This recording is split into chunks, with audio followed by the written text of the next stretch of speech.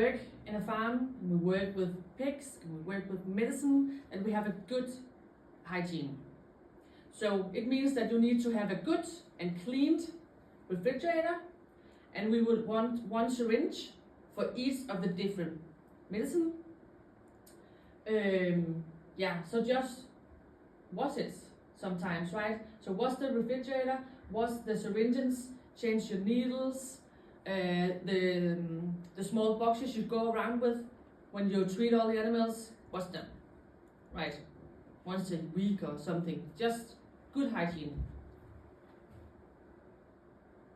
Yeah, and as I told you, don't mix the medicine. We don't know about the slaughter time. We don't know if they have any antagonism where it will be inactivated. And slaughter time. Does anyone know what slaughter time is? I don't know. It's They're using medicine. yes, exactly.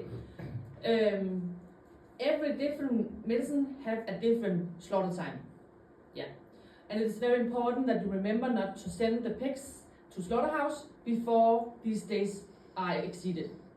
Yeah, because we say in Denmark that we have no antibiotic at all in our meat. Yes, and it's very important.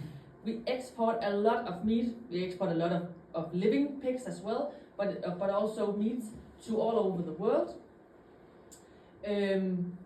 So the withdrawal time starts the last day you inject. So the last day you will count.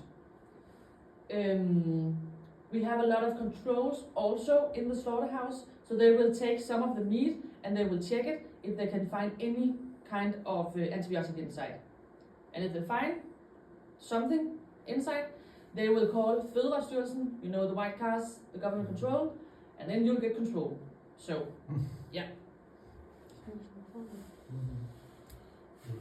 So, sometimes we can find antibiotic in our meat. And how so? So, it can be because we do something wrong, we don't register it enough, or we don't mark the animals. I like when you mark them, because then it's visual. You can see, okay, this animal